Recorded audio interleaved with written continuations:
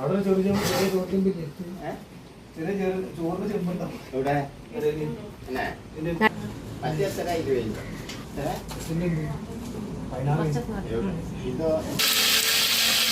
ഇങ്ങനെ അവനെ ഇളക്കിക്കൊണ്ടിരിക്കുകയാണ്. ഇതെൻ്റെ മൂത്തച്ഛൻ്റെ മോനാണ്, അതാണ് ഞാൻ അവൻ്റെ കൂടെ നിൽക്കണേ പണിയെടുക്കാൻ. ഇങ്ങനെ ഏലക്കായ ഇട്ട് കറാമ്പൂ ഇട്ട് കുറച്ച് പട്ടിട്ട് ഇത് ഇഷ്ടം വെക്കാനുള്ളതാണ് കേട്ടോ. അങ്ങോട്ട് ഇട്ടൊന്ന് ഞാൻ നല്ലോണം ഇളക്കി കൊടുളി ചെരിഞ്ഞെടുക്കുകയാണ്. 3 കിലോ ഉള്ളിയുണ്ട്, 6 കിലോ ബീഫാണ് നമ്മൾ ഇഷ്ടം വെക്കുന്നത്. അതിലേക്ക് 2 കിലോ ഉരുളക്കിഴങ്ങുണ്ട്.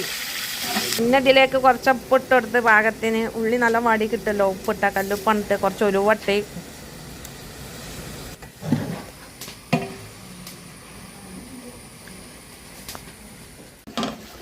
അങ്ങനെ വെള്ളമൊക്കെ ഒഴിച്ചു. കുരുമുളക് പൊടി, വൈറ്റ് കുരുമുളകിൻ്റെ പൊടി ഇടുകയാണ്.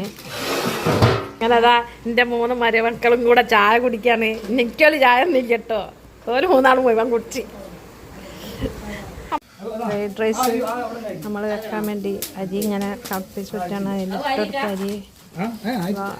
അരി ഇട്ടിട്ട് ഇളക്കാം.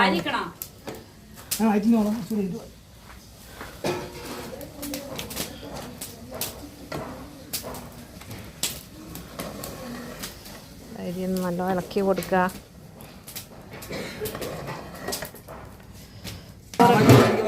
അങ്ങനെ നമ്മളെ നെയ്ച്ചോറിൻ്റെ വെള്ളം ഇവിടെ റെഡി ആയിക്കൊണ്ടിരിക്കുകയാണ്. അരി ഇടാൻ വേണ്ടി പോവുകയാണ്.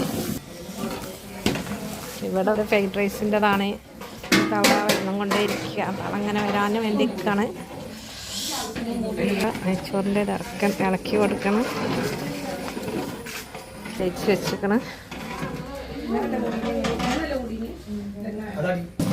ഞാനതാ അരിയെല്ലാം തിളച്ചിങ്ങനായി. ഇതേപോലെ അങ്ങോട്ട് ഇറക്കി അവിടെ ദമ്മാക്കി വെക്കാൻ പോവാണ്. അങ്ങനെ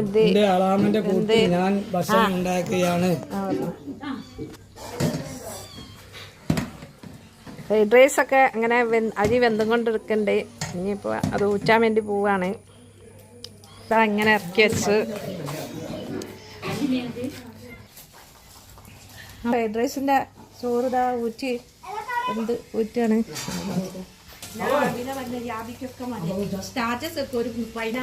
നമ്മളെ നെയ്ച്ചോറ് ഇതാ ഇവിടെ റെഡിയായി. ഫ്രൈഡ് റൈസ് ഇവിടെ റെഡി ആയിക്കൊണ്ടിരിക്കുന്നുണ്ട്. അങ്ങനെ ഓട്ടിതാ അടുപ്പെല്ലാം വെള്ളം പാർന്ന് തീ കെടുത്തുന്നു.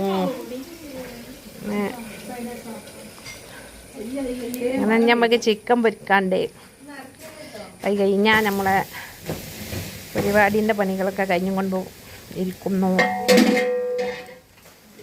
ഇതിന്ന് ചോറ് അടിച്ചു മാറ്റി കൊണ്ടുവെക്കണ്. വേണ്ടമ്മ